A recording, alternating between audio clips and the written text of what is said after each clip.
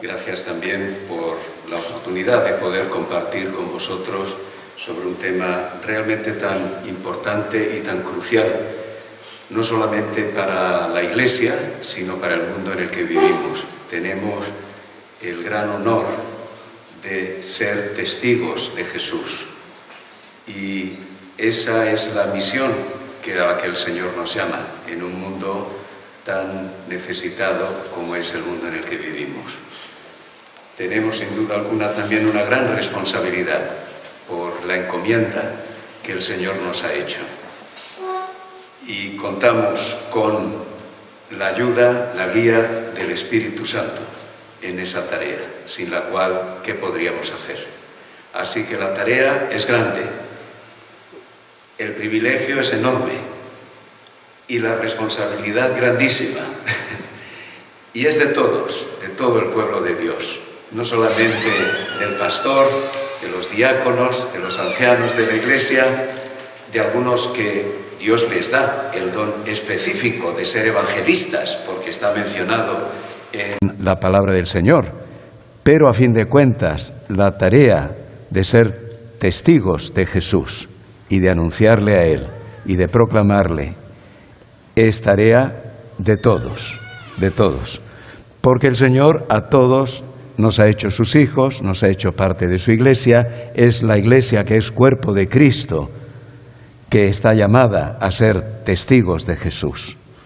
Y por lo tanto, pues tiene que ver con todos y cada uno de los que estamos aquí presentes, entendiendo que sois todos creyentes y parte del pueblo de Dios. Así que vamos a plantear a modo de resumen lo que quisiera compartir con vosotros en esta tarde y, como bien ha dicho Agustín, pues vamos a dividir el tiempo más o menos al 50%. Yo expondré lo que quisiera compartiros y después vamos a abrir el tiempo también para preguntas, aportaciones que podáis tener. Así que si mientras yo hablo surge alguna cuestión, ahí apuntadla o tenerla en mente para después poder también exponerla y compartir entre todos. Lo que quisiera compartir con vosotros para que tengáis una idea global y situaros en lo que vamos a decir es, en primer lugar, el concepto de que evangelizar incluye comunicación e incluye vida.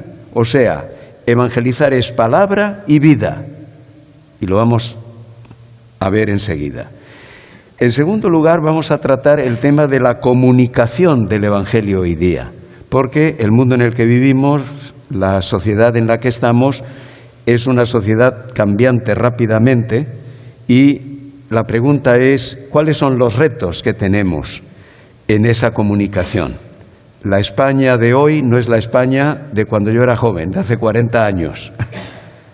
Es más, en los últimos tiempos el cambio que se está produciendo es algo vertiginoso. Mi hija, la menor, tiene 28 años y ayuda en el discipulado de jóvenes en nuestra iglesia, con jovencitos que tienen 14, 15 años. Y el otro día nos decía, papá, es que, estoy asombrada. ¿Cómo ha cambiado ya la juventud? No hace tanto que yo tenía esa edad y ahora es como otro mundo, aún para mí. Claro, si para ella, que tiene 28 años, los jovencitos de 14 y 15 es otro mundo, pues para mí es como otra galaxia. Y tenemos que reconocer que el cambio es rapidísimo. Entonces, ¿cuáles son los retos que tenemos? ¿Cómo podemos afrontar la manera de comunicación del Evangelio? Porque el Evangelio no ha cambiado. La palabra de Dios es la misma ayer, hoy, por los siglos. Pero el mundo en el que estamos sí. ¿Y cómo llegar al mundo de hoy con la misma palabra, pero lo que se llama contextualizando el mensaje? No cambiándolo, sino transmitiéndolo de tal manera que la gente lo pueda entender lo mejor posible. Porque Pablo decía, a todos me he hecho de todos para ganarlo a todos. No quiere decir que se hacía en todos los sentidos como las otras personas, porque eso es quedar asimilados por los demás. Y entonces no hay diferencia. ¿Dónde está entonces la sal de la tierra? pero hay aspectos de la forma, de la manera que tenemos que reflexionar en cuál sería la mejor manera para que efectivamente esto ocurriera. Y por último, lo que hablaremos es ya de la labor de evangelización de la Iglesia local, el testimonio de la Iglesia local, y cuáles serían los principios que nos deben guiar en esa labor evangelizadora de la Iglesia. No vamos a entrar mucho, ya lo comento, en, digamos, detalles de métodos, de formas y de maneras. Eso lo dejo para las preguntas también, que vosotros preguntéis. Alguna alusión habrá, pero yo prefiero que nos centremos más en cuáles deben ser las líneas de actuación que la Iglesia local debe tener en cuenta para ser testigos del Señor Jesús como comunidad. Como individuos, cada cristiano tiene que serlo, ¿verdad? Pero vamos a reflexionar en esa labor evangelizadora de la Iglesia local. Bien, entonces, estas son las tres partes que hemos comentado. En primer lugar, evangelizar como palabra y como vida, con lo que decimos y con lo que hacemos.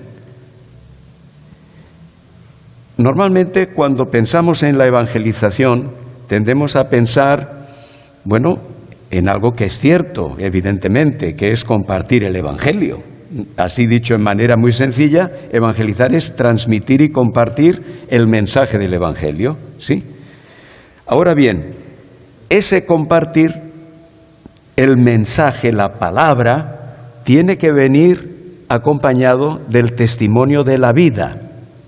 Y vamos a ver cómo en el Nuevo Testamento esto que es básico, pero que a veces quizás olvidamos un poquito, viene claramente expuesto.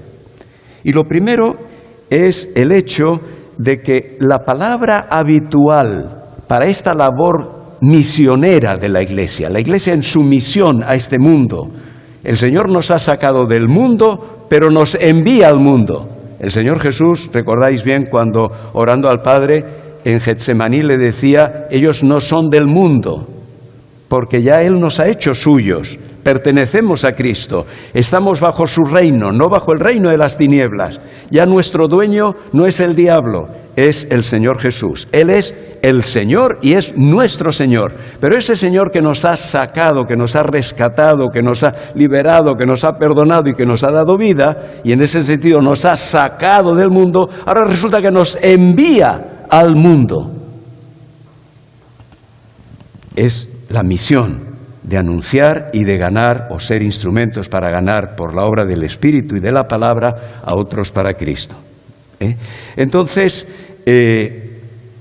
sí, somos enviados al mundo y la palabra que el Señor mismo utilizó para esa labor misionera que tenemos es esta frase, me seréis testigos, me seréis testigos. Hechos capítulo 1, versículo 8, justo antes de ascender al cielo, conocéis bien ese pasaje, cuando el Señor les dice, recibiréis poder cuando haya venido sobre vosotros el Espíritu Santo y me seréis testigos en Jerusalén, en toda Judea, en Samaria, hasta lo último de la tierra.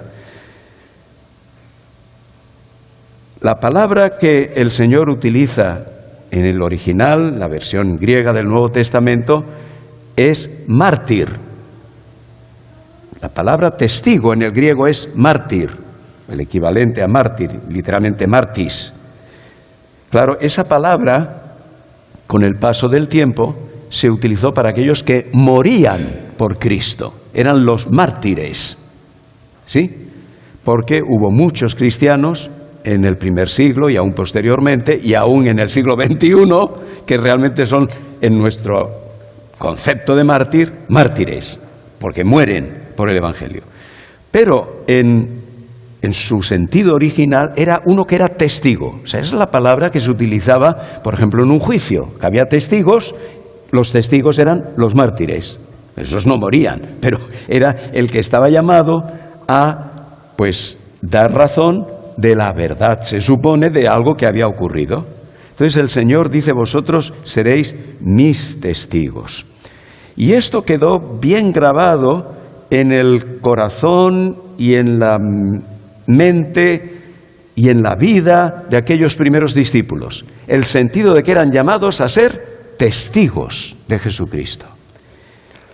Y es interesante cómo en el Nuevo Testamento vemos el sentido de esa palabra mártir o el equivalente martiria. Martiria es testimonio.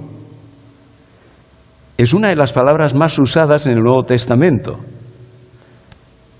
Y hay tres sentidos en el que martiria, testimonio, se utiliza en el Nuevo Testamento. Muy importantes las tres. Primera, martiria se usa para proclamar a Jesús. O sea, el testigo de Jesucristo es aquel que habla de Él, da razón de Él. Cristo en el centro del mensaje, su vida, su muerte y su resurrección. Esa es la base del anuncio del Evangelio. No hay evangelización si no se anuncia, si no se es testigo de Cristo. Pero hay una dimensión más, porque el testigo es no solamente el que profesa unas ideas o unas verdades. No es el que dice yo creo esto. Es, en primer lugar, uno que está plenamente convencido, porque si no sería un falso testigo. El testigo es alguien que sabe algo y lo ha vivido en primera persona. Y habla desde la propia experiencia, en primer lugar, de lo que ha visto. Pero notad cómo lo expresa el apóstol Juan en su primera epístola, iniciando la epístola. Conocéis este texto, lo voy a leer rápido, pero notad el énfasis en lo que significa ser testigos de Jesús. Dice, lo que era desde el principio, y ahora, lo que hemos oído, lo que hemos visto con nuestros ojos, lo que hemos contemplado y palparon. Habla de tres sentidos aquí. Casi podría haber añadido hasta lo hemos olido, ¿no? Oír, ver, palpar. Y dice, tocante al verbo de vida. Cristo, claro, tocante a Cristo. Porque la vida fue manifestada. Hay una objetividad, hay algo objetivo que ellos oyeron, vieron, palparon, y ahora dice, y testificamos. Aquí viene el testigo. Es el verbo martireo en el griego, todo igual. Y testificamos. Y os anunciamos la vida eterna, la cual estaba con el Padre y se nos manifestó, y vuelvo a repetir, por si a alguien se le ha escapado, lo que hemos visto y oído, eso os anunciamos. La base objetiva apostólica. Claro, nosotros literalmente no hemos visto a Cristo, no le hemos oído literalmente y no lo hemos palpado literalmente. Eso fueron los apóstoles. Pero Juan lo escribe para decir, nosotros sí. Y lo que está escrito no lo hemos inventado. Somos testigos de Jesucristo. Y no somos testigos de los apóstoles, de Jesucristo y de Jesucristo mismo. Es la cadena de transmisión del Evangelio. ¿Sí? Eso es el mártir. El que ha oído, en nuestro caso a través de la palabra de Dios, lo que hemos visto con la luz que nos ha dado el Espíritu Santo y lo que hemos palpado en el sentido de lo que vamos probando día a día, que es la verdad de Dios. Hay una constatación, hay una convicción profunda y desde esa convicción hablamos. Mártir, el que proclama a Jesús. ¿Sí? Entonces, hay una dimensión de testimonio personal, pero el anuncio del Evangelio no es hablar de nosotros, es hablar de Cristo y, entonces sí, de lo que Cristo ha hecho en nosotros. Y somos testigos de la transmisión histórica que se inició con los apóstoles y que tenemos en la palabra. Entonces, ser testigos, en primer lugar, pues proclamar a Jesús. En segundo lugar, segundo sentido que martiria tiene en el Nuevo Testamento es vivir como Jesús.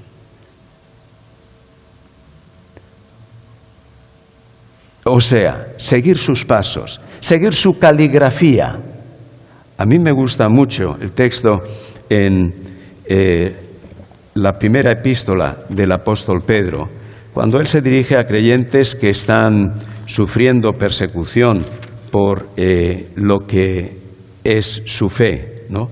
Y entonces él habla del sufrimiento de Cristo, pero les dice más adelante en el capítulo 2, versículo 13, que Cristo nos ha dejado pisadas. Dejándonos ejemplo para que sigáis sus pisadas. Esto es una descripción preciosa del discipulado, lo que es discípulo de Jesús. Él ha dejado unas pisadas. Bueno, sabéis que cuando dice el apóstol Pedro que nos ha dejado ejemplo, la palabra en el griego, perdonad que haga alusión a esto, no soy ningún experto en griego ni pretendo presumir de griego, pero es que es muy interesante que la palabra que utiliza Pedro en este versículo para ejemplo es la equivalente a caligrafía. Todos hemos en la escuela usado una caligrafía, ¿no? ¿Qué es lo que hacemos? Intentar seguir el modelo de letra que hay ya escrito. ¿Lo hacemos exactamente igual? No, algunos tienen buena caligrafía, pero otros, por más caligrafía que hicimos, la letra es fatal. Pero nos ayudó a aprender, ¿sí? Caligrafía. Y es un aprendizaje, no es un momento. La caligrafía el niño no la aprende el primer día, es la escuela de la caligrafía, ¿sí? Entonces, Cristo nos dejó con su vida una caligrafía para que sigamos la caligrafía. Qué hermoso, ¿no? A veces nos salimos mucho del renglón. La caligrafía marca el renglón recto, pero nosotros nos vamos por arriba, por abajo, quién sabe. Pero la caligrafía está. Eso es lo bueno. La caligrafía está. Y el discípulo es el que imita, no el perfecto. Cristo no podemos imitarlo a la perfección. Insisto, es la marca caligráfica. Ahora, el que ni se preocupa de la caligrafía es que no es discípulo, por mucho que diga creer, ese vive la vida como le da la gana. Ese coge el libro y lo tira, y después vive como quiere. Es cristiano de aquella manera. A los discípulos se les llamó cristianos por primera vez en Antioquía. Cristiano quiere decir discípulo de Cristo. Claro, por propia gramática o definición. ¿Sí? ¿Dónde aparece eso en el Nuevo Testamento? Pues mirad, se utiliza la palabra testimonio, martiria, en ese sentido del ejemplo caligráfico, cuando en Hechos capítulo 6, versículo 3, los apóstoles dicen que se busquen a diáconos para ayudar en la labor de ayuda social en la iglesia, digamos. Bueno, y dicen, buscad pues, hermanos, de entre vosotros a 7 varones de buen testimonio, de buena martiria. Capítulo 16 de Hechos, versículo 1, hablando de Timoteo. Había allí cierto discípulo llamado Timoteo, y daban buen testimonio de él los hermanos que estaban en Listra y en Iconio. Daban buen testimonio. Martiria era la vida de testimonio de Timoteo.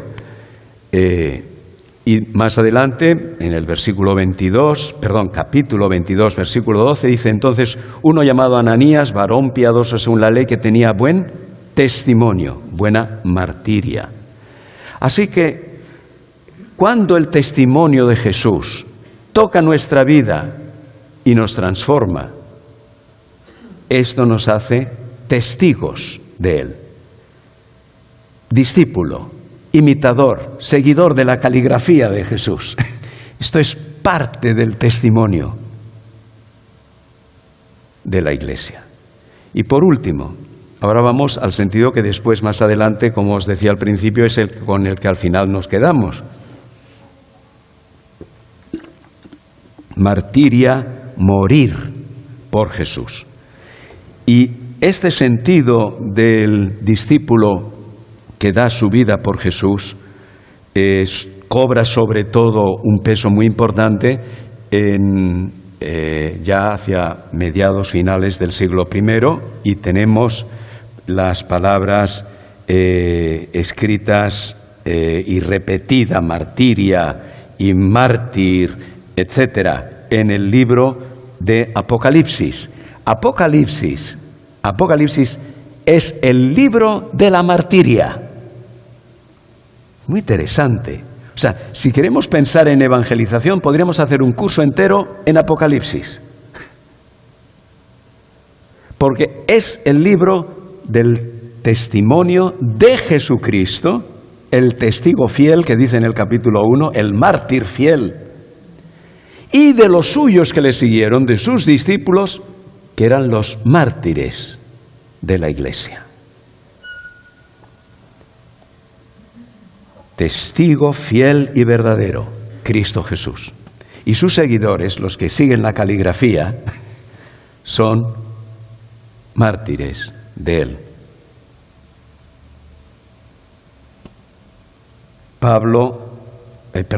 Juan, el apóstol Juan, abre el libro en el principio, en el versículo 9, y dice: yo, Juan, estaba en la isla llamada Patmos por causa de la palabra de Dios y el testimonio, la martiria de Jesucristo. Y más adelante en el capítulo 12, son versículos realmente conmovedores, ¿no? Leemos: y ellos, los discípulos de Cristo, la Iglesia de Jesús, le han vencido por medio de la sangre del Cordero y de la palabra de la martiria de ellos, del testimonio de ellos, y menospreciaron sus vidas hasta la muerte. Capítulo 6, versículo 9.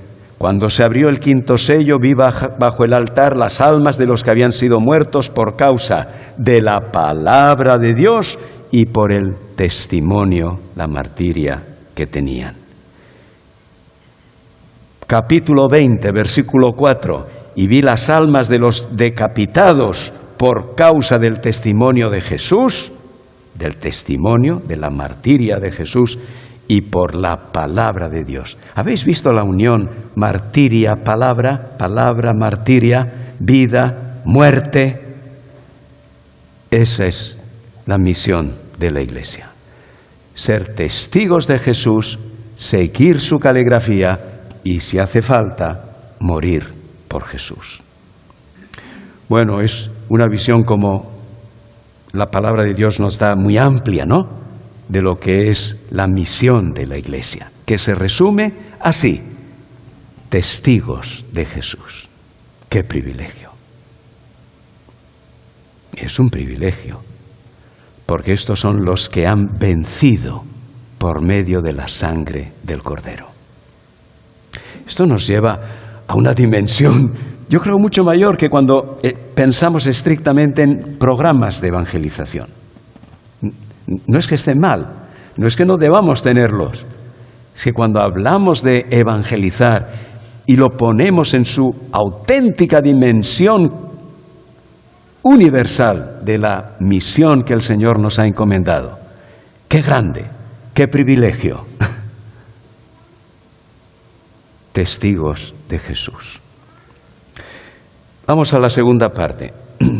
Ahora vamos a analizar un poco la comunicación del Evangelio. Ahora sí vamos a hablar en la transmisión del Evangelio. O sea, la misión incluye la palabra, incluye la vida, incluye hasta la muerte si hace falta. Pero ahora enfoquémonos en la comunicación del Evangelio en nuestro contexto, porque lo que es cierto es que no hay evangelización sin palabra del Evangelio. La martiria y la palabra que os decía hace un momentito, que vemos tan claramente en el libro de Apocalipsis y que sin duda alguna pues vamos a encontrar en el apóstol Pablo, y a lo que después haremos alusión un poquito más de cerca. Pero vamos ahora a ver vistazo de nuestra sociedad, muy rápido, muy rápido. ¿Cuáles son los retos que se nos plantea a los cristianos hoy en la España del siglo XXI cuando hablamos del anuncio del Evangelio? Pues en primer lugar, el secularismo.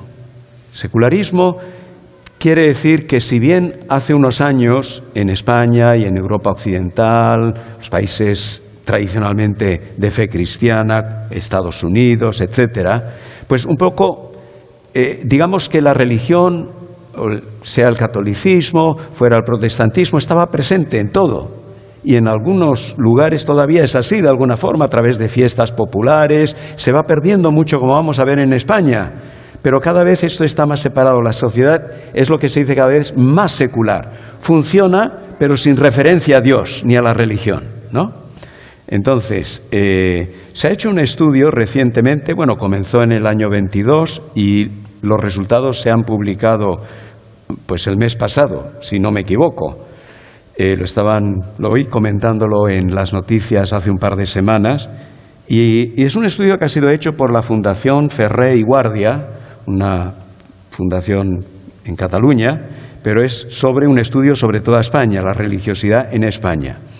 Y podéis encontrarlo en la web. Si ponéis Fundación Ferrer i Guàrdia y ponéis estudios sobre religiosidad en el Google, os saldrá.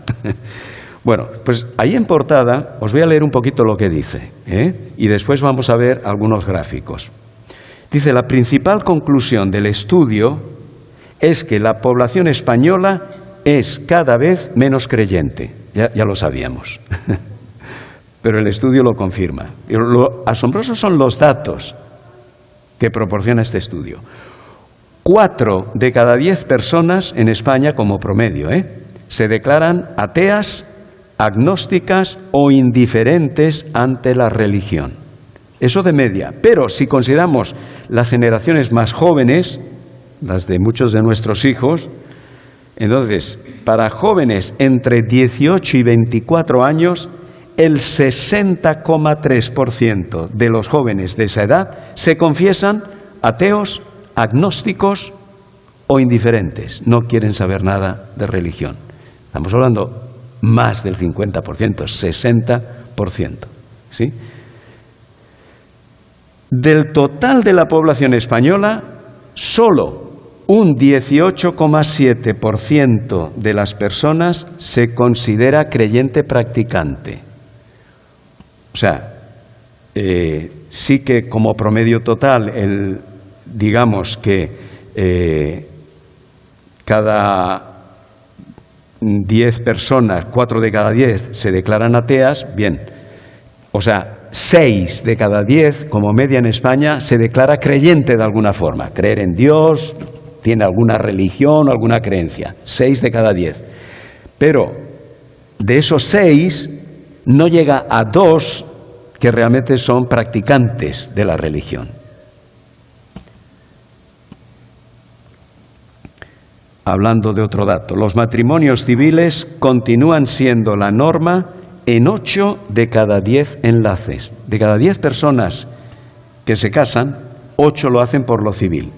Evidentemente hay gente que no se casa, que es también un porcentaje alto. Y en Cataluña, País Vasco, Baleares y Canarias, de cada 10 enlaces matrimoniales, solo 1 es religioso. Solo 1. Hay algunas, bueno, tenéis aquí, no sé si podréis leer muy bien los gráficos, pero podéis ver, esto es en relación a la edad, o sea, gente de 65 años y más, aquí incluido yo, ya estamos en ese colectivo. Veis, los negros son la gente que se considera todavía religiosa. Los que están en rojo, gente que no se considera religiosa de ningún tipo, y el amarillo es que no contesta. O sea, pero bueno, de los que ya somos de cierta edad, 65 para arriba, sí que hay todavía una mayoría clara, 7 de cada 10 que se considera religioso. Pero si ahora, perdona, no, déjalo un momentito, gracias. Pero si vamos abajo, de 18 a 24, Ahora 3 se considera religioso. Ahí tenéis pues 6 que no se considera religioso y 1 que no contesta. Es simplemente para una idea, ¿no? Yo creo que esto nos da una idea de cómo está cambiando la sociedad española en su religiosidad. Y como decíamos, en algunas regiones es todavía más notable. Quizás hay otras donde todavía se conserva un poquito más el sentido religioso. Sí, ahora en la siguiente diapositiva, bueno, aquí veis cómo ha ido cambiando desde el año 1980, que para algunos no está tan lejos, estamos hablando de 44 años, 1980 a 2022, cómo ha cambiado el número de personas que no se considera religiosa. O sea, es una línea para arriba. Bueno, pues entonces, claramente España, junto con otros países europeos, son países cada vez más seculares, hasta el punto que uno le puede hablar a un joven y Jesucristo le suena quizás como una figura de ficción o algo que quizás sí se dice que existió en la historia, pero no tiene ni idea. Muchos jóvenes hoy día, jóvenes y jovencitos, de este tema, de la historia sagrada que llamábamos antes, ¿no?, en la escuela. El relativismo es otro de los retos con los que nos encontramos hoy día.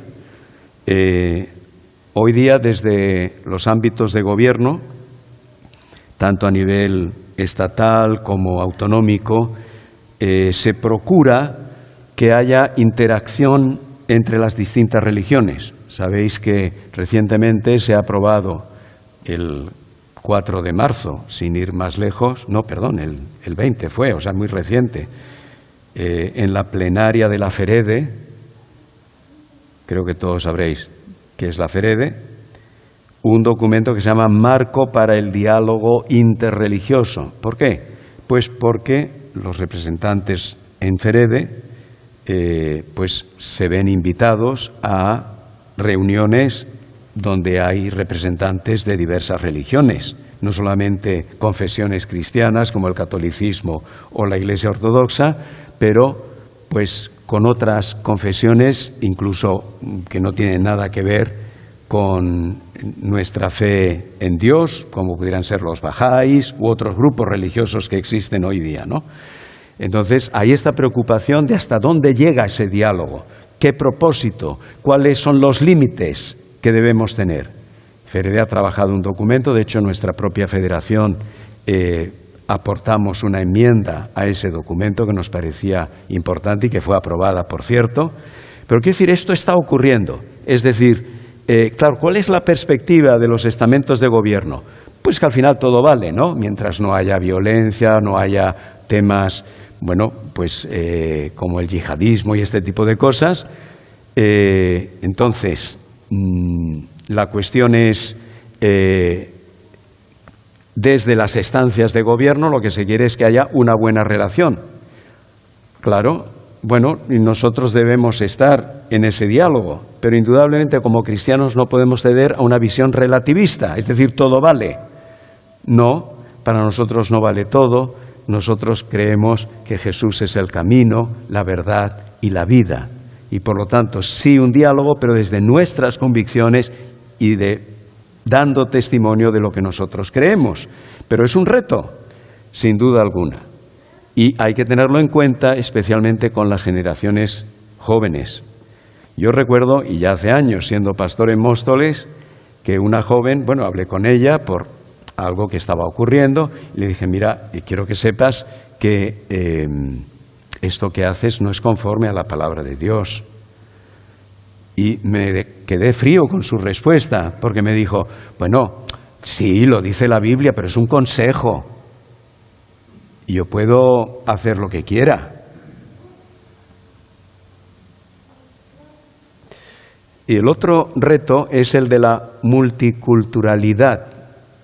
Perdón que ha salido la letra muy pequeña, la multiculturalidad. Es decir, vivimos en una sociedad donde por el fenómeno de la globalización y los movimientos migratorios, cada vez tenemos personas de más contextos culturales, naciones, idiomas, etc. Y esa diversidad cultural, no digo que sea mala, digo que es un reto en la tarea que como Iglesia tenemos de anuncio del Evangelio, interna a la Iglesia, pero también porque la realidad que vivimos, yo iba esta tarde desde casa al aeropuerto en el tren y por curiosidad miré a mi alrededor y yo creo que era el único español. Bueno, un poquito por la apariencia, pero que no soy racista, quiero decir, eso es una realidad que vivimos, y tenemos que afrontarla. Tanto, como digo, en la labor que la Iglesia hace y cómo la hace con esta realidad multicultural que tiene una riqueza y unas grandes ventajas, pero que supone también un reto, porque unos piensan que se debe hacer de una forma, traen formas de los lugares de donde vienen y al final somos un mosaico, es la realidad hoy día de la Iglesia. Tenemos que manejar bien ese mosaico, ¿no? ¿Me entendéis? Pero es que además el mosaico está fuera también, como es normal. Ya no es la España donde solo teníamos turistas. Ahora hay personas de muchos lugares y no solo podemos decir, no, pero nosotros nos dedicamos a los españoles. ¿Cómo que a los españoles solo? El Señor ha dicho, id por todo el mundo y predicad el Evangelio a toda criatura. Y ya no hace falta ir por todo el mundo, porque es que el mundo lo tenemos aquí. Vale. Algunos consejos para la comunicación del Evangelio. Es necesario que pensemos en puentes de comunicación. ¿A qué me refiero con esto? Sí hay cosas, claro, que podemos compartir con personas que no son creyentes. El valor del amor, de la verdad, de la justicia, etc.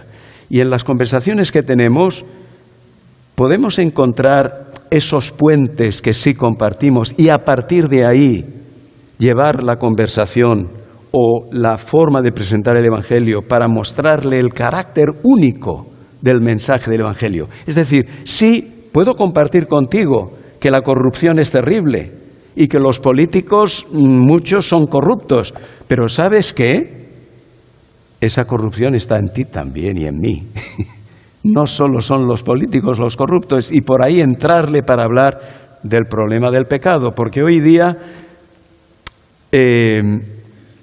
si a la persona entramos diciéndole, mire, usted es un pecador, ¿y eso qué es? ¿Qué es pecado? ¿Quién ha dicho qué es lo bueno y qué es lo malo? ¿Me entendéis? Evidentemente nosotros sabemos qué es el pecado, tenemos la palabra de Dios y pecado es la infracción de la ley o no llegar a cumplir la ley como Dios manda. Y tenemos todo un trasfondo ya de base teológica como creyentes sobre ese concepto. Pero para muchas personas de nuestra sociedad, sobre todo para personas jóvenes, hablar de pecado es hablar de un término que les suena a chino. Sin embargo, todos los días en la televisión oímos de la corrupción, ¿sí o no? Y hay tribunales, todas las noticias, casi, hablando de la corrupción. O sea, hay un concepto de lo que está bien y de lo que está mal, por lo menos en un sentido general, sí. ¿Y qué diremos del tema de las injusticias de la guerra o el maltrato de género? O sea, hay muchas cosas que están ocurriendo en nuestra sociedad que evidentemente son malas. Y a una persona, aunque no sea creyente, puede entender que hay en el ser humano un problema serio. Otra cosa es cómo lo interpreta, de dónde viene y qué hay que hacer con ello. ¿Y qué diríamos del tema de la idolatría? Bueno, esto puede sonarle a chino también. Quizás el término no, porque sabrá que la idolatría es adorar a ídolos. Y una persona no creyente pues pensará que un ídolo pues sí es algo de madera o algo de metal, es un objeto al que se le presta adoración. Pero en realidad vivimos en una sociedad que es idólatra de otras cosas. Es idólatra del materialismo, del consumismo, a veces del propio cuerpo, la cultura exacerbada que procura servirse a uno mismo. Por ahí podríamos tirar y mostrar que efectivamente sí hay un problema serio y profundo en la humanidad, y que esa idolatría, esos dioses de la sociedad de hoy día nos consumen. Y digo todo esto porque indudablemente si vamos a evangelizar y transmitir el evangelio del perdón que hay en Cristo y de la nueva vida que hay en Cristo, tendremos que hablar del pecado. Porque si no, ¿de qué hay que arrepentirse? Arrepentimiento y conversión van juntos. Y Dios nos tiene que dar la luz para poder exponer de manera comprensible, en términos lo más comprensibles para el mundo en el que vivimos, de que efectivamente sí hay un problema fundamental en el ser humano. A la hora de compartir el Evangelio ya lo hemos dicho, pero nuestro compartir el Evangelio, incluyendo la predicación en la Iglesia, debe ser cristocéntrica. Es decir, cuando predicamos, vincular esa predicación con la centralidad de Cristo, de su mensaje y de su salvación. Pablo decía a los corintios: me propuse no saber entre vosotros cosa alguna, sino a Jesucristo y a éste crucificado. Me temo que el mensaje de la cruz y el porqué de la cruz lo estamos perdiendo un tanto en nuestras iglesias. Y junto con el mensaje de la crucifixión tiene que estar el de la resurrección y lo que ello significa. No solamente el domingo de resurrección, que se supone que predicamos en ello, como el domingo pasado, pero imprimir en nuestra predicación, de tal manera que realmente vayan de la mano cruz y resurrección. Dice Hechos 17 que Pablo en Atenas predicaba el Evangelio de Jesús y de la resurrección. De hecho, se confundían los atenienses porque pensaban que había dos dioses. Un dios que se llamaba Jesús y una diosa, la esposa, que se llamaba resurrección, Anastasis.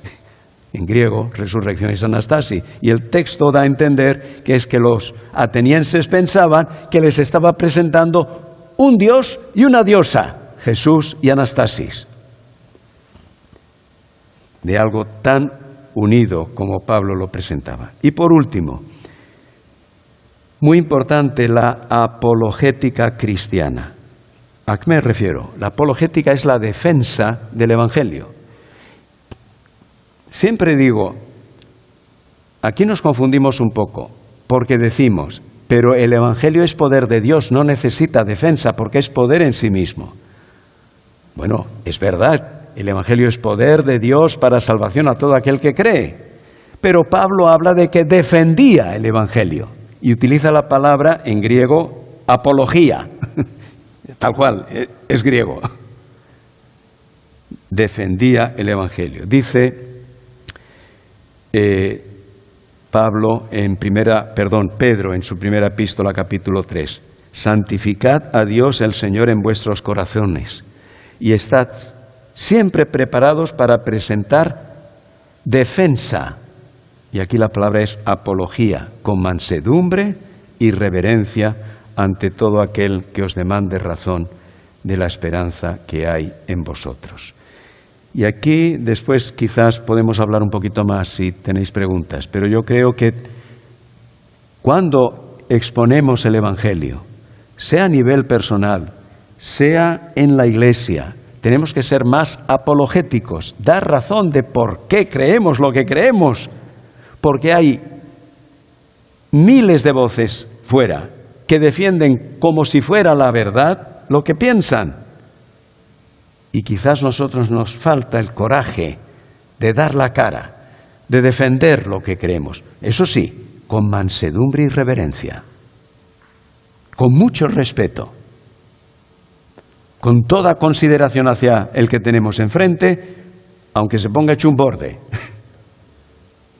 Mansedumbre y reverencia, pero defensa del Evangelio. Y Dios nos ayude para prepararnos bien, para defendernos, porque hay muchos temas ante los cuales no solamente podemos decir esto es malo, sino decir por qué es malo. Esto es lo bueno, ¿por qué es lo bueno? Y tenemos razones para defender lo bueno y lo malo que Dios nos ha revelado. Cuando hablamos de temas de ciencia y fe, y tengo trasfondo en ciencia, igual, quizás todos no podemos tener el conocimiento que se requiere para ciertas cosas, pero la Iglesia como Iglesia debe entender que el Evangelio es poder de Dios, pero Dios nos llama a ser soldados que lo defienden con el poder del Espíritu de Dios. Tenemos que batallar, ser militantes por el Evangelio. Bueno, ya vamos a la última parte. Quería compartir 3 cosas relacionadas con el testimonio de la iglesia local. Voy a procurar hacerlo muy breve y si hay preguntas lo desarrollamos un poquito más. 3 cosas que, se tienden también a confundir un poco y tenemos que tener muy claros que no es esto o esto, sino esto y esto. El problema que a veces tenemos es el de sesgar, cortar las cosas y nos falta una visión amplia, ¿vale? En primer lugar, evangelización y discipulado. No podemos separar evangelizar y hacer discípulos. Durante unos años, quizás muchos años, se entendía que una persona primero se convierte y después se hace discípulo. Incluso se decía, se puede ser creyente, pero no discípulo. O dicho en otras palabras, se puede creer en Cristo como Salvador, pero no como Señor. Es decir, una persona puede admitir su pecado, que Cristo es su Salvador y aceptarle como Salvador, pero quizás no le reconoce como el Señor de su vida, porque eso quiere decir santificación. O sea, reconocer a Cristo como Salvador es conversión, reconocer a Cristo como Señor es santificación. Pero esa separación no la vemos en las Escrituras. Sí hay un punto de conversión, un nacer de nuevo, claro que sí. Cuando la persona, al oír el mensaje del Evangelio, reconoce su bancarrota espiritual y que el único que puede darle salvación es Cristo Jesús por sus méritos en la cruz. Ahí estamos de acuerdo. Claro que sí, es la base de nuestra fe. Solo Cristo salva y solo la fe, como desde la Reforma Protestante se proclamó. Bien, pero la fe que no reconoce a Cristo como lo que es el Señor, el Kyrios, no es una fe válida. Yo no puedo aceptar parte de lo que Cristo es.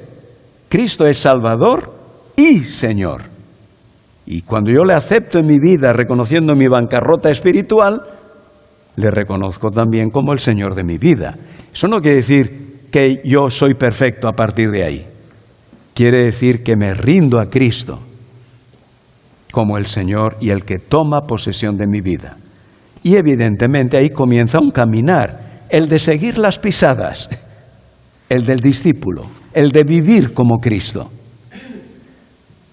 Pero no podemos separarlo.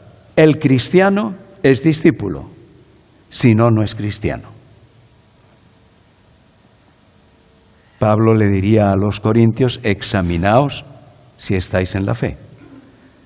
Porque no hay cosa peor que creerse creyente y en verdad no serlo.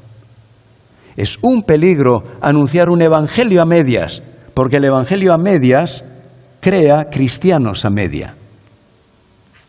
Y el cristiano a media no es cristiano. O es o no es. Cristo, Salvador y Señor. Soter y Kyrios. Salvador y Señor.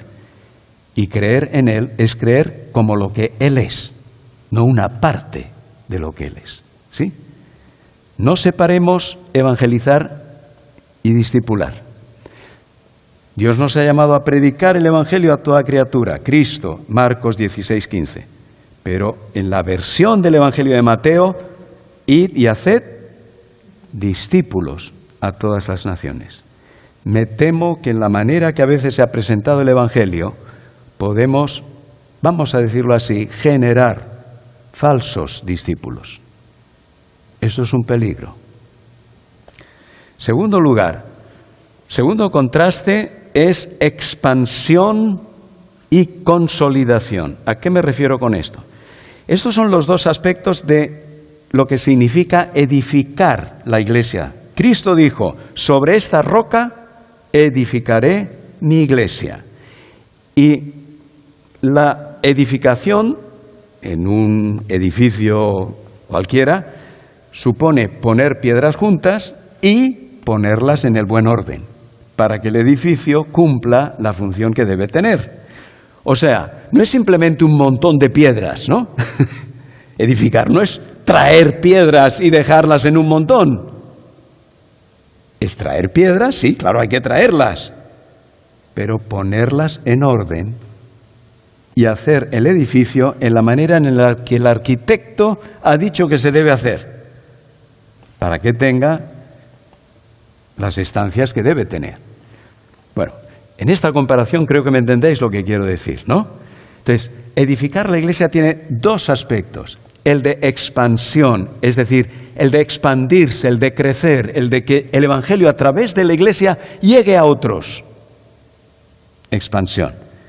El otro aspecto es consolidación, que la iglesia tenga buen fundamento y crezca en madurez a la imagen de Cristo. ¿Y cuál debe prevalecer? Hay iglesias que son muy evangelizadoras, pero son un desastre interno a lo mejor. En organización, en madurez, son iglesias, incluso hay a veces crecimientos muy rápidos, pero como la iglesia tiene poco fondo, enseguida surgen problemas y a veces todo lo que parece que ha subido baja rápido.